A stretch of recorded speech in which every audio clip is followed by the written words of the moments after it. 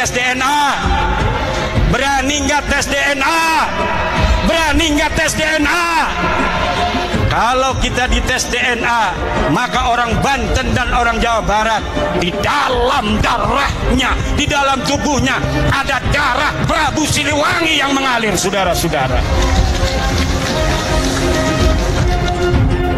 Kalau diurut dari nonong-nonong, neng-neng yang duduk ini, dari dirinya sampai Prabu Siliwangi, lihat ada berapa leluhur yang telah mati di medan juang. Ada berapa leluhur yang telah mati syahid dalam mempertahankan tanah Pasundan dan Jawa Barat ini, dalam mempertahankan Indonesia Raya ini, saudara. Maka kita, kalau ada tes DNA diperintahkan oleh Gubernur Ridwan Kamil, turunan Sunan Gunung Jati, hei orang-orang Garut, tes DNA, aing hayang nyaho, siap keturunan saha, siap ente tes DNA, siap ente tes DNA, siap ente.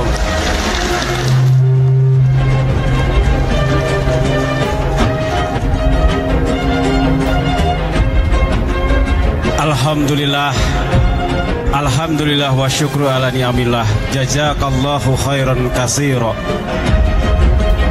Rais Akbar Nahdlatul Ulama Hadratus Syekh Hasyim Asy'ari membuat fatwa resolusi jihad, kewajiban untuk setiap umat Islam untuk mempertahankan negara kesatuan Republik Indonesia yang baru saja dimerdekakan. Indonesia sejak dulu kala tetap dipuja-puja bangsa.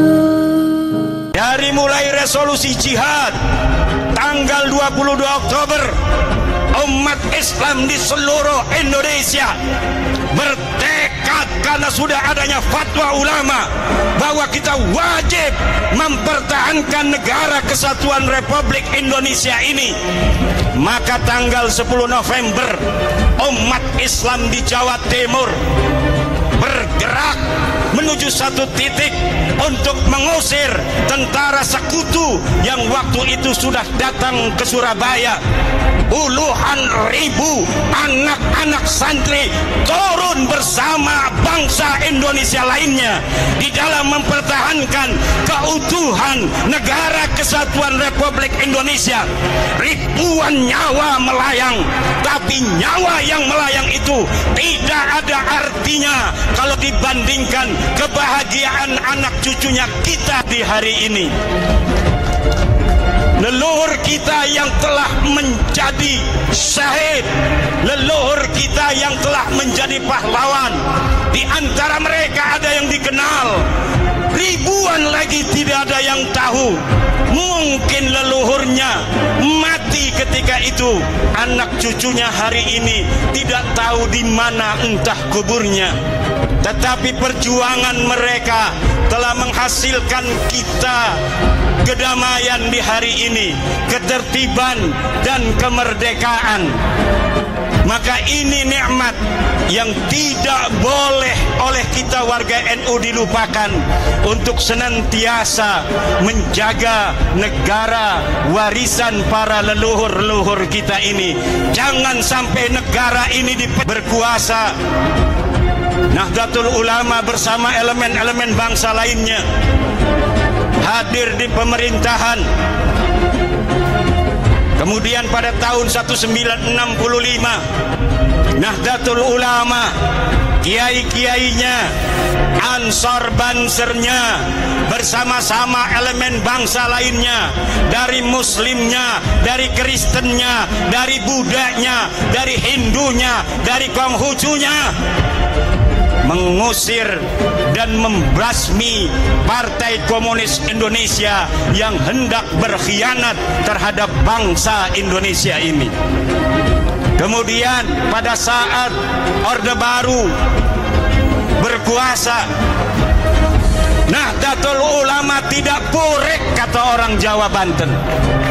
Nahdlatul Ulama bahkan adalah satu-satunya ormas Islam yang pertama menerima Pancasila sebagai asas tunggal yang digagas oleh Bapak Soeharto.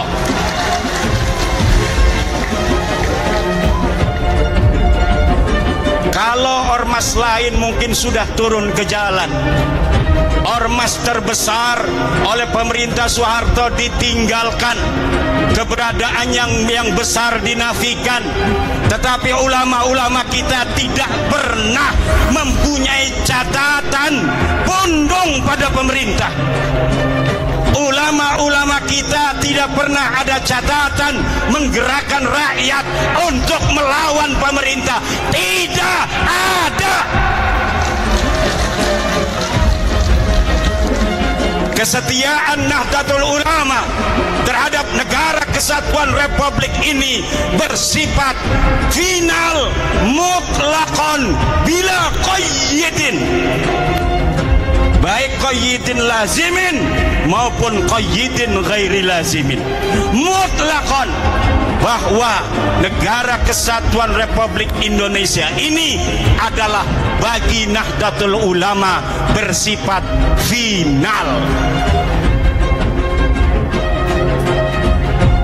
Setelah reformasi hadir seorang putra Nahdlatul Ulama, Sayyidi Syekh Abdurrahman Wahid, Gus Dur, Allah takdirkan memimpin negara kesatuan Republik Indonesia.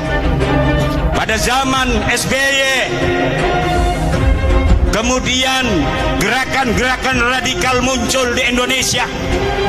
NU bersama warga bangsa lainnya berjuang bagaimana gerakan-gerakan radikal ini bisa diberantas dari Indonesia. Abuya Dimyati berputra Abuya Muhtadi.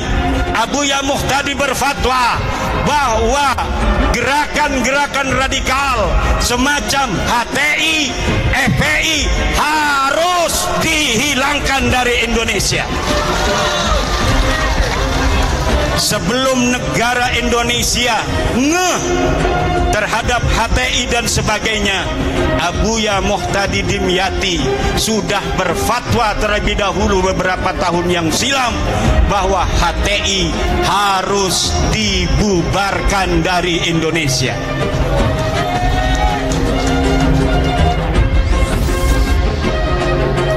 Kemudian hari ini Nahdlatul Ulama bersama warga bangsa lainnya tetap setia mempertahankan Indonesia, apalagi setelah putra terbaik Nahdlatul Ulama Kiai Haji Ma'ruf Amin bersama-sama Presiden Joko Widodo memimpin negeri ini. Ini adalah beban yang lebih berat bagi warga Nahdlatul Ulama yang harus menunjukkan ketika guru kita bersama ada di puncak pimpinan, bagaimana kita warga Nahdlatul Ulama harus menjaga ketertiban, kedamaian di seluruh pelosok negeri Nusantara ini, saudara. Setelah Bahrawi mengcapture sebuah video yang menampilkan Habib Bahar Smith tengah mencaci maki dengan ungkapan-ungkapan kasar dan serapah binatang dalam sebuah pengajian. Menanggapi itu, Islah Bahrawi menyayangkan pernyataan kasar dari seorang yang mengklaim sebagai penceramah agama. Menurut Islah, apakah Bahar Smith adalah sosok yang suci tanpa celah? Setelah ceramah biasanya diberi amplop berisi uang, berapa jumlahnya kurang tahu.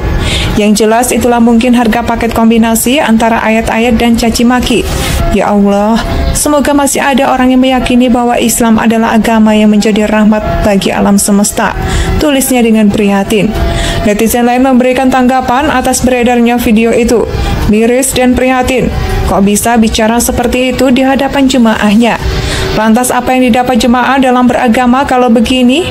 Heran ya, kok banyak jamaah yang datang dan mengundang? Ilmu apa yang didapatkan sama jamaah yang datang? Sementara itu, salah satu realisasi dari merawat jagat membangun peradaban sebagai tema Nahdlatul Ulama atau NU di abad kedua adalah dengan menjaga agama dan negara. Usaha yang dapat dilakukan untuk mewujudkan tema itu diantaranya yaitu dengan tetap menjaga faham Islam, Ahlus Sunnah wal Jamaah, serta mempertahankan dan merawat nikmat kemerdekaan bangsa dan negara Indonesia yang telah lama diraih. Hal itu diungkapkan Ketua Rabithah Ma'did Islamiyah atau RMI, Pengurus Wilayah NU Provinsi Banten Kiai Haji Imaduddin Utsman Al-Bantani saat tausiah di hadapan ribuan warga Nahdliyin, Kabupaten Garut pada acara ziarah bersama dan halal bil halal menjemput abad kedua NU di Komplek Makam Keramat Syekh Abdul Qohar Pasir Astana, Pasir Waru Limbangan yang digagas pengurus cabang NU Garut pada Sabtu 13 Mei 2023. Sejak NU didirikan pada 1926, NU hingga kini melalui para kiai bersama pondok-pondok pesantrennya terus bergerak secara terorganisir untuk membimbing dan mengawal umat Islam agar tetap ada pada jalan yang diridhoi Allah SWT. Salah satu yang dilakukan para kiai NU adalah bergerak melawan faham Wahabi yang secara sadis menuduh para kiai dan warganya telah melakukan amaliyah tahayul, bid'ah dan kurafat atau TBC. Ucap Kiai Imaduddin. Ia juga menuturkan NU memiliki andil yang begitu besar dalam mewujudkan serta mempertahankan kemerdekaan Republik Indonesia. Menurutnya, peran NU dalam merawat dan menjaga kemerdekaan dapat dilihat manakala NU melalui Rais Akbar Hadratus Syekh Kiai Hasyim Asy'ari mengeluarkan fatwa resolusi jihad pada 22 Oktober 1945 yang kemudian ditindaklanjuti dengan pengusiran pasukan sekutu pada 10 November 1945. Indonesia tanah